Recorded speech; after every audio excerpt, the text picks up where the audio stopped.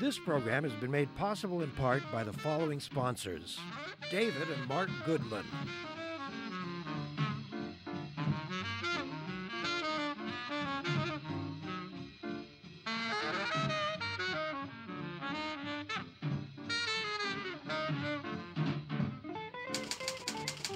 the Vancouver Courier newspaper,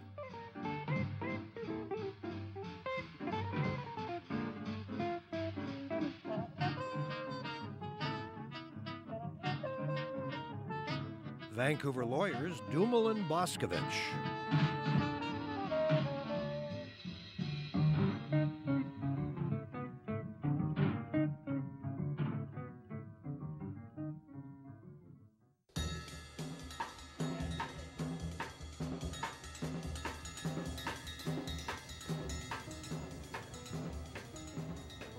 Egypt, Tunisia, Libya, Syria. What have we left out?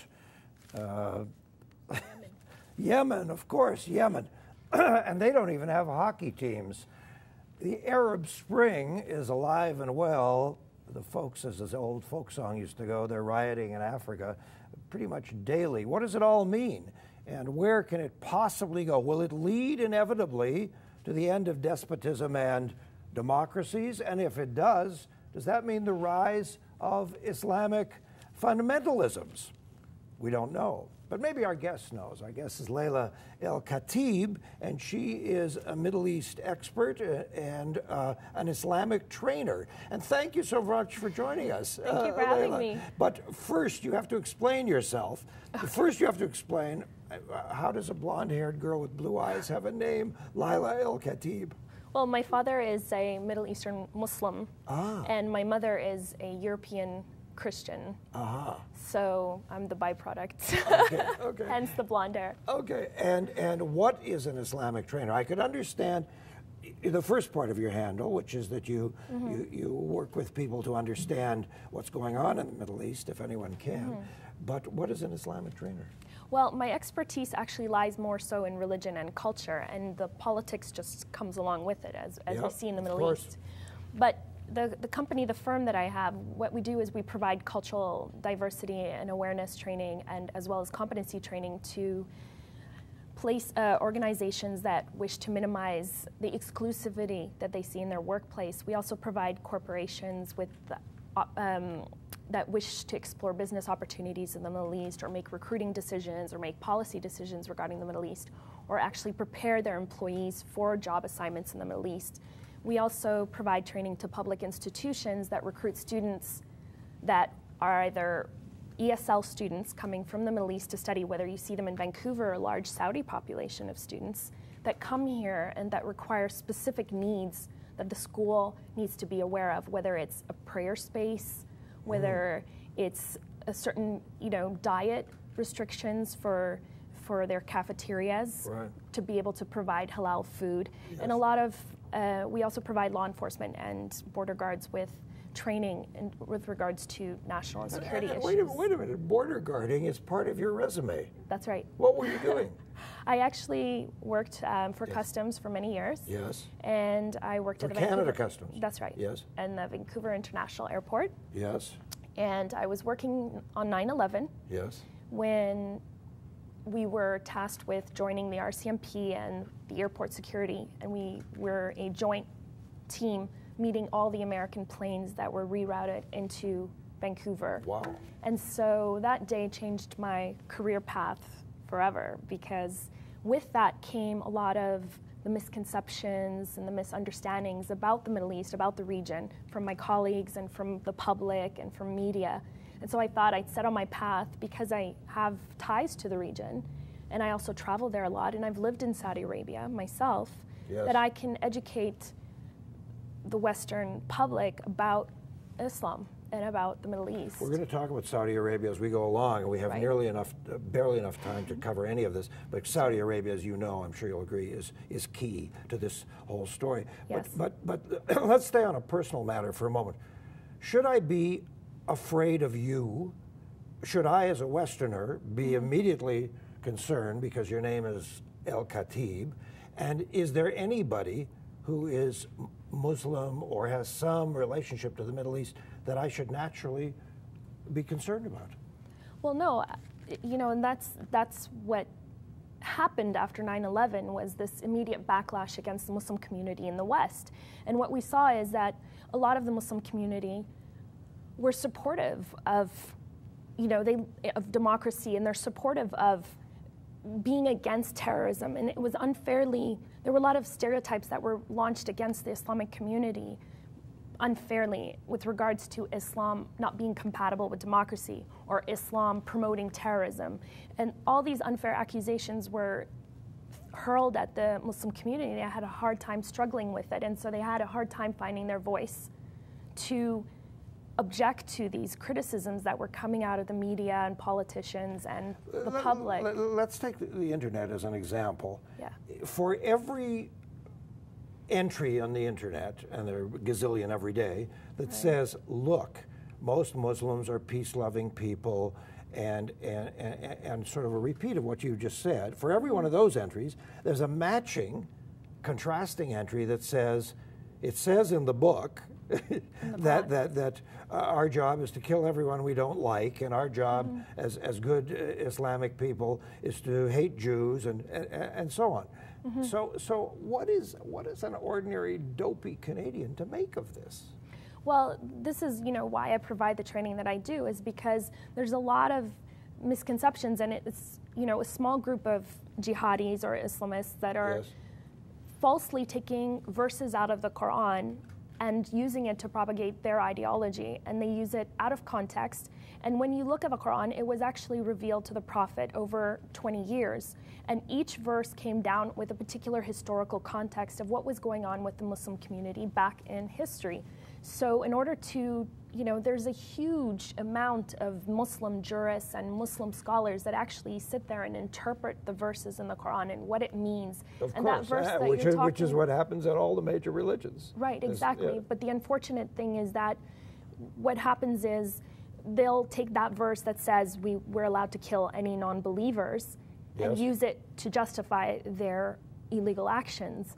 But in reality, that's not what the verse was meant for. And in certain ways, the Arab Spring was able, what was nice about, or what was a nice positive outcome about the Arab Spring, was that it was able to shatter a lot of the stereotypes that Westerners have about Islam and about the Middle East. For instance, the fact that people believe that Islam is not compatible with democracy. But it's really a dangerous viewpoint to have, because when we take a look at the entire population of Muslims in the world, which is currently at about 1.6 billion people, half of that population live in Muslim majority democratic countries such as Turkey, Senegal, and Indonesia. And while India is not a Muslim country, it has the third largest Muslim population in the world with 160 million Muslims, and they all live in democratic countries. So when we take a look at it and we say that Islam is not compatible, or the fact that Arabs do not want democracy, well, we're taking a look at all the region and we're noticing all these millions of Arabs that are protesting because they want democracy, they want rule of law, they want dignity, they want justice, they want transparency and accountability. Somebody sent me one of those half-joking pieces on the internet the other day that says Muslims are terribly unhappy in Yemen, Syria, Damascus, the whole list of the North African countries, right? And they're wonderfully happy in England, France, the Netherlands, Canada, New York. You know, what's wrong with this picture? Well, actually, there's another story of this imam, this sheikh, this religious leader who traveled to Europe. And he visited some European countries, and he came back to the Middle East. And what he said was, when I go to Europe, I don't see Muslims, but I see Islam. And when I go to the Middle East, I see Muslims, but I don't see Islam. And what he's referring to is that the way that we live, the values, the Western values that we have here in the West, whether it's in Europe or North America, the values of democracy, equal opportunity, women have rights, et cetera, those values are inherent and intrinsic in Islam, but Muslims don't practice their faith. Let's talk about women. This is a huge huge issue. Most of us in the Western world, many of us, often myself included, are not aware of all the women who attend universities, all the women who are lawyers and so on and so on, who are Muslim or Islamic women. Our image, rightly or wrongly, and what I'm afraid is that it's a bit of both, is that Muslim women are covered from head to toe and they peer out, through the slit and so on. What's the reality? The reality is, that's an excellent question. And the reality is, when we take a look at Islam arriving to Arabia, when Islam first came to Arabia, that was in the 7th century AD. So what was taking place before Islam was that there was a lot of killing of female babies, which we still see today in certain countries like China or India, where we see the killing of female babies. When Islam arrived to Arabia, it actually abolished the killing of female babies, and it introduced the most progressive feminist laws in that time period ever. And it allowed women to own property. It allowed women the right to choose their partner, which they have the right to choose. It gave them the right to vote. It gave them the right to be educated. It gave them the right to inherit. It gave them the right, to... So what happened? What changed? What happened? What happened is that over the years, what we see is cultural practices actually supersede religious law. Yeah. And so what you tend to see in places like Saudi Arabia, where women are not allowed to drive, or you take a look at places like Iran, or places like Afghanistan, where women are prohibited from going to get an education. These are cultural practices, and they shouldn't be confused with religion. And sometimes what is falsely contributed to Islam is actually in reality cultural practices. Look, France has said you can't wear, I'm sorry, what's it called? The hijab. Yeah. You can't wear the hijab. I'm sitting last summer, remember summer? Remember when we had summer in Vancouver? Remember in those days? I'm sitting, I think it was a year ago, I'm sitting outside at a cafe, enjoying a cafe, reading a book. I say, this is rude, but I'll tell you what I said. I said to myself, a tent walked by. Right. A woman walked by completely covered from head to toe, except for some area to see. I personally just have a natural revulsion for that. It just, I find it offensive. Right. Is this a psychological problem for me, or what is it? I'll tell you what the Quran says about the hijab, right? And why it comes from the Quran and what it says about the hijab.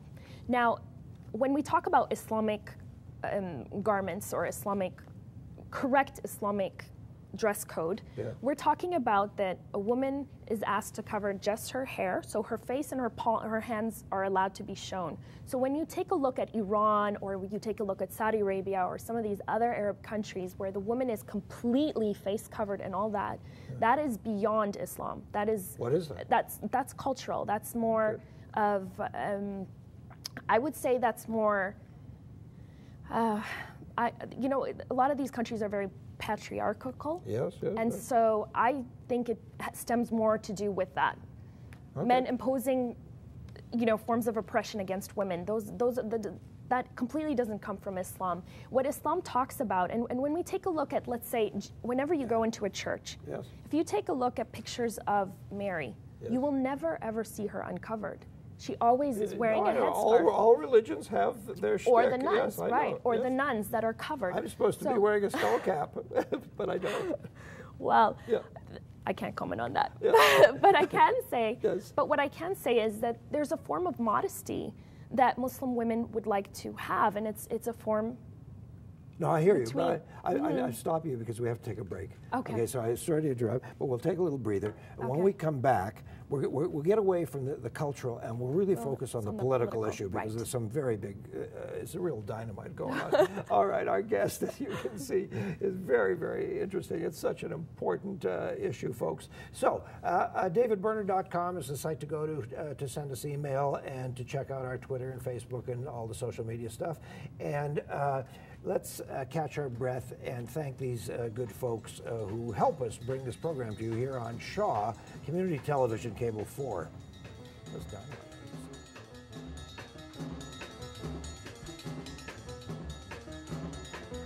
KCM Wealth Management.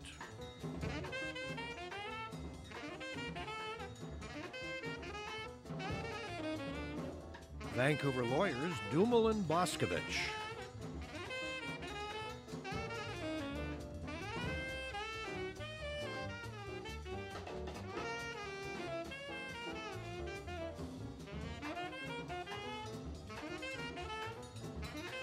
The Vancouver Courier newspaper.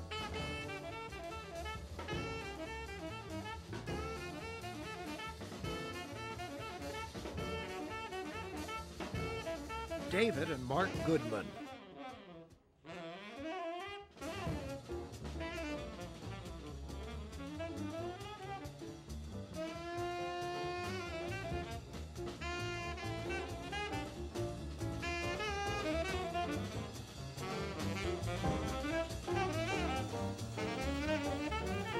America and Western countries have a real dilemma. Theoretically, they would like to see democracy spread around the world. We're talking specifically about the Middle East. The problem is, and it's a complex problem, will that spread of democracy mean the rise of Islamic fundamentalism and incumbent problems that come along with that? It's also complicated by the fact that America and the Western world needs to continue to be friends with Saudi Arabia, the #1 oil supplier in the world, and these resources are crucial. The Atlantic recently did a marvelous coverage in which they say, I'll just give you a couple of things like this. At the same time, America is working for permanent, dramatic democratic change in certain republics of the Middle East. It has 235 years after freeing itself from the rule of a despotic king, gone into the monarchy maintenance business, propping up kings, emirs, and sheikhs who, though they may be as venal as Ben Ali, Gaddafi, and Mubarak, have oil the West needs and serve as a counterbalance to the greatest threat facing the U.S. in the Middle East, the Islamic Republic of Iran. Okay, what do you think? I've asked the question, you know, I assume there's covert operations at all times from America, perhaps from Canada as well.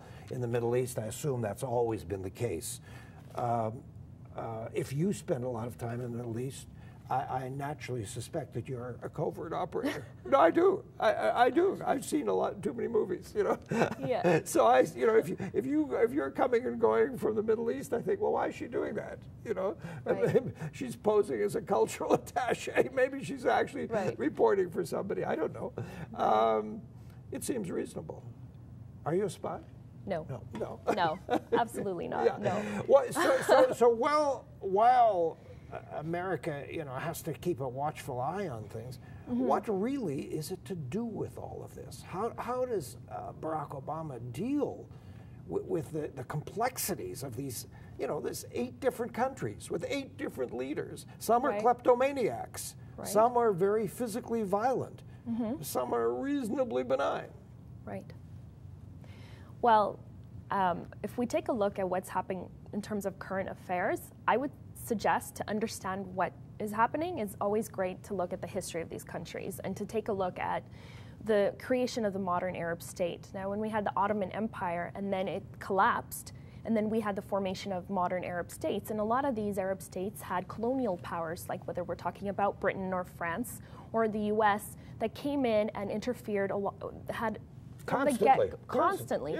Belgium, everybody had a shot at it. You know, it's the most coveted region in the world, and it's also the one that's most penetrated for foreign interests, whether we're talking about oil or water or whatever we're talking about. This is a region that's very much susceptible to foreign intervention and foreign interests. And I think there comes a point where these Arab countries or the Arab public is tired. They're tired of seeing regimes that are supported by Westerners, and these regimes are corrupt. They're also, as you mentioned, basically what they do is, for instance, they'll take the wealth from the oil money and they'll set up their own corporations, their own investments, and what you see is the elite class is getting wealthier and wealthier, and what you have is the majority of the public being poor, working longer hours for less wages, or either less wages or the same wages. Almost every leader of one of these countries who has been driven out in recent months, because a lot of this is very recent, and has gone off to Paris or somewhere comfortable to live, has taken with him and or her literally billions in state funds. Right. I mean, they're thieves. They're outright thieves. They are outright thieves. And when we talk about, yes, you're right, Obama is in a bit of a crunch. And the reason he's in a bit of a crunch is because, do you stand for Western values of democracy? If you do stand for Western values of democracy, you need to be telling these regimes that they need to step down and they're illegitimate, and that you need to have these dictators tried in the international criminal courts.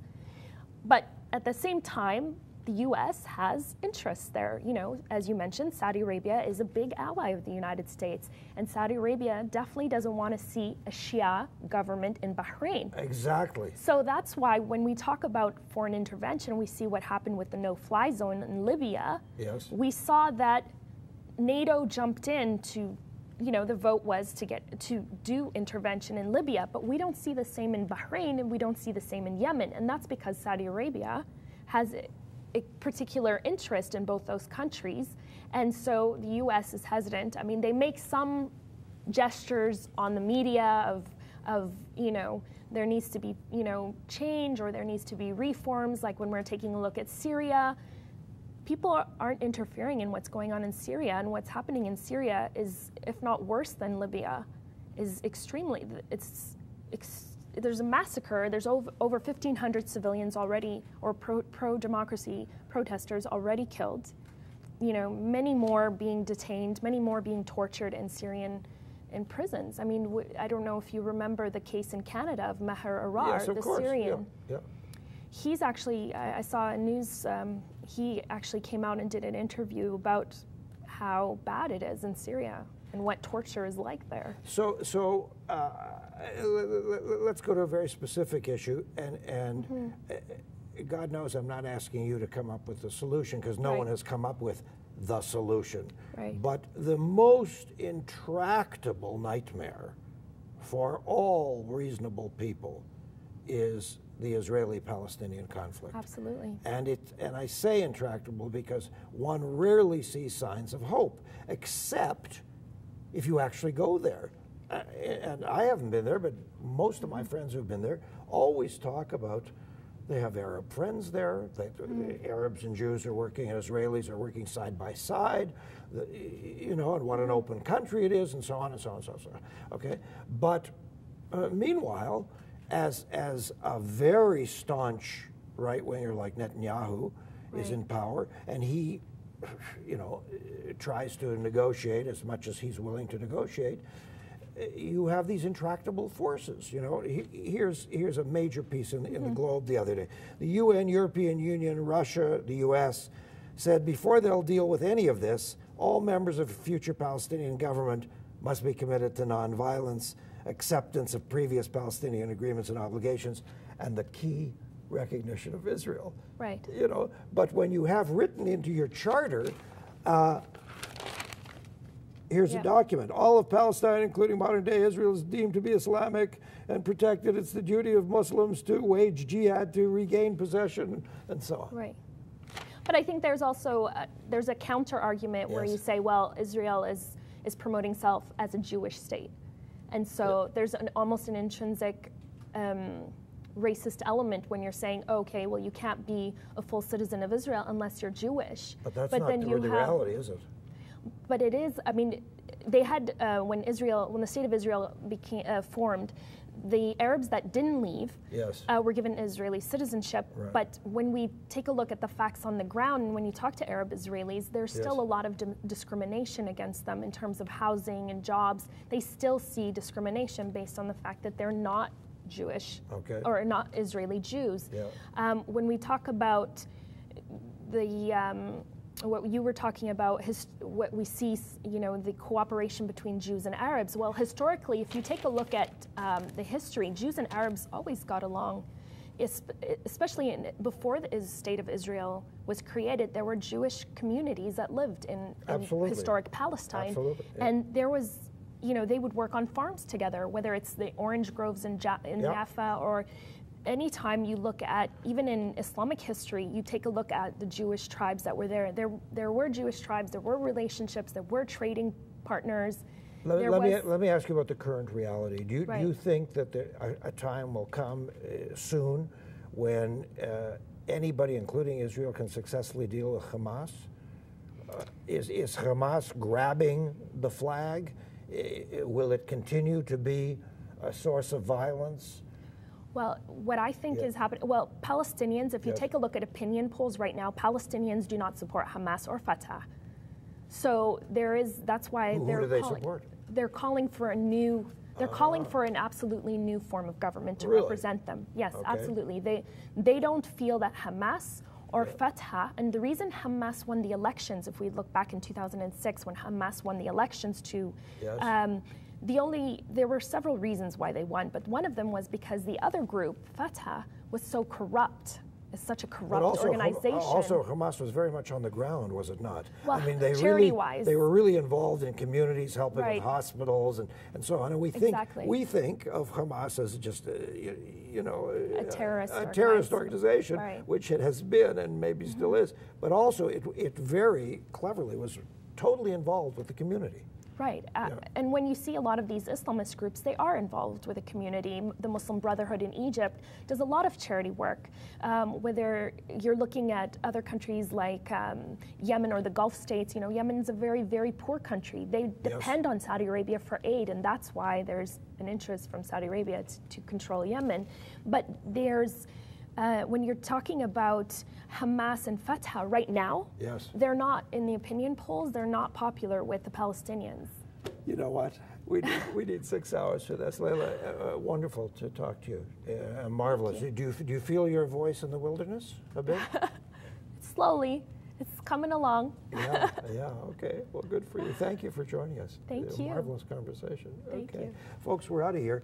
Next week,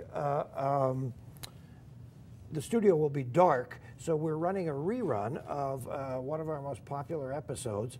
We know it's one of the most popular because on our YouTube version of the show, it's gotten tons and tons of hits. And that is Peter Ladner, former Vancouver City Councillor, writer, editor, and so on, asks the question, should foreign ownership of Vancouver residential property be restricted? It's a kind of mean and tough question, but it was worth asking. So join us for that. DavidBerner.com is the site to go. Thank you for being with us, and thanks to Shaw Community Television, Cable 4.